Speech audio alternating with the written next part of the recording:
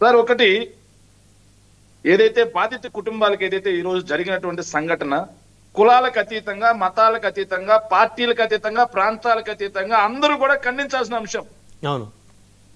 So ఏదైతే ఒక కుటుంబంలో ఒక వ్యక్తి చనిపోయారు, మిగతా ఇద్దరు కూడా బెడ్ రెస్ట్ అయిపోయినటువంటి పరిస్థితి, కుటుంబం చిన్న భిన్నం అయిపోయింది. ఇక్కడ పార్టీ అనేదాన్ని కొంచెం పక్కన పెడితే ఇది బ్రూటల్ గా జరిగినటువంటి అంశం, ఇది ఒక ప్లాన్ ప్రకారం జరిగినటువంటి అంశం అని చెప్పేసి స్థానికంగా వెళ్లి కనుక్కున్నటువంటి కోటిపల్లి అయ్యప్ప గారు చెప్పారు, వెళ్ళినటువంటి ఆమంచ స్వాములు గారు చెప్పారు, అందరూ చెప్పారు సార్. సో దీనికి ఖచ్చితంగా లోకల్ ఎమ్మెల్యే గారు ఇన్నాళ్ళు వెళ్లకుండా కాలయాపన చేయటం ఎంతటి తప్పు ప్రతిపక్షంగా మేం కాదు, అధికార పక్షంగా ఉన్నట్టు పిల్లి మాణిక్యాలరావు గారే చెప్పారు అంటే ఆయన తప్పు ఎంతటిదో అనేది వీక్షకులే గమనిస్తారు సార్. ఇక చూసుకుంటే సార్ మేము కులాల జోలికి వెళ్ళట్లేదు సార్, పార్టీలు మీరు చంపుకుంటున్నారనే మాట కూడా మేము మాట్లాడాం సార్. ఎందుకంటే వైఎస్ఆర్ కాంగ్రెస్ పార్టీ వాళ్ళని ఈరోజు తెలుగుదేశం పార్టీ వాళ్ళు చంపేస్తా ఉన్నారు, జనసేన పార్టీ వాళ్ళని తెలుగుదేశం పార్టీ వాళ్ళు చంపేస్తా ఉన్నారు, ఆఖరికి జనసేన పార్టీ ఎమ్మెల్యే క్యాండిడేట్లనే ప్రైవేట్ వీడియోలు తీసి వాళ్ళని మర్డర్ చేసేంత వరకు కూడా వాళ్ళే తీసుకెళ్తా ఉన్నారు. ఇక్కడ అందరూ కూడా రాష్ట్ర ప్రజలు చూస్తా ఉన్నారు. నేను చెప్పే మాట కాదు, మీరెవరు ఖండించినా అది అబద్ధం అయిపోతుంది.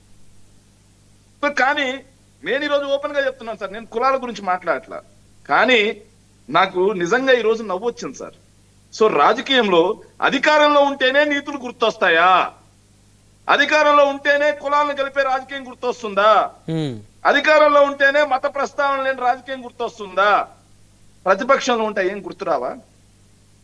ప్రతిపక్షంలో కులాలను రెచ్చగొట్టొచ్చు, మతాల ప్రస్తావన తీసుకురావచ్చు, ప్రాంతాల ప్రస్తావన తీసుకురావచ్చు, ఒక ప్రాంతం మీద, రాయలసీమ అనే ప్రాంతం మీద విషం చిమ్మొచ్చు, అక్కడికి వెళ్ళి ఒక వర్గం మీద, ఒక కులం మీద విషం చిమ్మొచ్చు.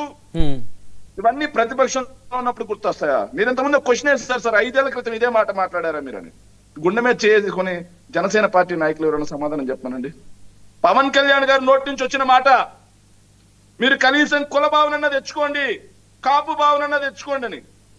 అబద్ధం అది? ఆ మాట లేదండి శేఖర్ రెడ్డి గారు, కాపు భావన తెచ్చుకోండి, కుల భావన నా కాపులనే మాట ఆ రోజు అన్నారా లేదా? రికార్డు చెరిపోయావు, రికార్డులు ఎవరు చెరిపోయలేరు. నేను మాట్లాడొచ్చు, అతను మాట్లాడొచ్చు. ఈ రోజు ఏదో డిబేట్ కోసం అతను నేను అతను గట్టిగా మాట్లాడుకోవచ్చు, కానీ మాట్లాడిన మాట రికార్డెడ్. సభ్యత కాదు, పేరు నాని గారు అన్నారంట.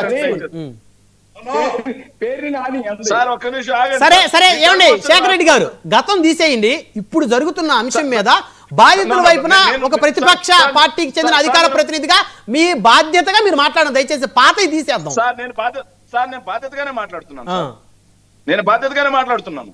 లేకపోతే జనసేన పార్టీ వాళ్ళని చంపేశారని చెప్పి ఆరోపణ చేసేవాడిని, మీరు కొట్టుకు చచ్చిపోతున్నారని ఆరోపణ చేసేవాడిని. నేను అలా ఆరోపణ చేయట్లేదు సార్. ఈ రోజు ఇన్సిడెంట్ ని పార్టీలకు అంటగట్టొద్దు, ఇన్సిడెంట్ ని కులాలకు అంటగట్టొద్దు అన్నారు సార్. కానీ ఏదైతే డ్రైవర్ సుబ్రహ్మణ్యం సార్, వాళ్ళ వ్యక్తిగత గొడవల వల్ల పార్టీలకు సంబంధం లేదు సార్. కానీ ఏదైతే ఎమ్మెల్సీగా ఉన్నటువంటి అనంతబాబు గారు చంపేస్తే ఆయన్ని 202 రోజుల పాటు జైల్లో పెట్టింది వైఎస్ఆర్ కాంగ్రెస్ పార్టీ. ఏదైనా మర్డర్ కేసు చేస్తే ఎన్ని రోజులు బయటకు వస్తారు సార్? మీరు మీ మర్యాద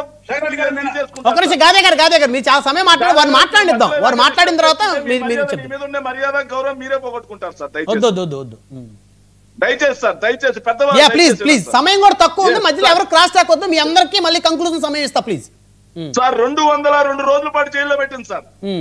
సుప్రీం కోర్టుకి వెళ్ళి బెయిల్ తెచ్చుకుంది. మరి పోలీసులు ఏకపక్షంగా చేసుంటే ఆయన 90 రోజుల్లో బయటకు వచ్చేవాడు కదా. మర్డర్ కేసు మామూలుగా ఎన్ని రోజులు బయటకు వస్తారండి? 90 days. అక్కడ ఉన్నటువంటి కోటిపల్లి అయ్యప్ప గారు అడ్వకేట్, ఆయన అడగని చెబుతారు. 202 రోజుల పాటు జైల్లో పెట్టింది వైఎస్ఆర్ కాంగ్రెస్ పార్టీ. సుప్రీం కోర్టుకి వెళ్ళి బెయిల్ తెచ్చుకున్నారు. కానీ వీళ్ళు 5 ఏళ్ళు మాట్లాడిన మాట ఏంటి సార్? దళితుడైనటువంటి డ్రైవర్ సుబ్రహ్మణ్యంకి ఆయనకి జరిగిన వ్యక్తిగత గొడవలకి అక్కర్లా. దళితుడైనటువంటి పొద్దున్న లేచినప్పటి నుంచి సాయంత్రం దాకా 5 ఏళ్ల పాటు పాడిందే పాటరా అన్నట్టుగా అదే పాట పాడారు సార్. మరి ఆ రోజు కులాల ప్రస్తావన తీసుకురాకూడదని గుర్తురాలేదా? మతాల ప్రస్తావన తీసుకురాలని గుర్తురాలేదా? సుగాలి ప్రీతి అంశం సార్. పాపం సుగాలి ప్రీతి అంశం జరిగింది 2017 తెలుగుదేశం పార్టీ అధికారంలో ఉండగా. పాప 2 సంవత్సరాల పాటు పవన్ కళ్యాణ్ గారు వెరీ బిజీ, అజ్ఞాతవాసి లాంటి సినిమాలు చూసుకుంటే చాలా బిజీగా ఉన్నారు సార్ పాప 2019లో వైఎస్ఆర్ కాంగ్రెస్ పార్టీ అధికారంలోకి రాగానే ఆయనకు సుగాలి ప్రీతి అనే ఒక పాప చనిపోయిందని, ఆవిడ ఎస్టీ అని ఆయన గుర్తొచ్చేసింది సార్.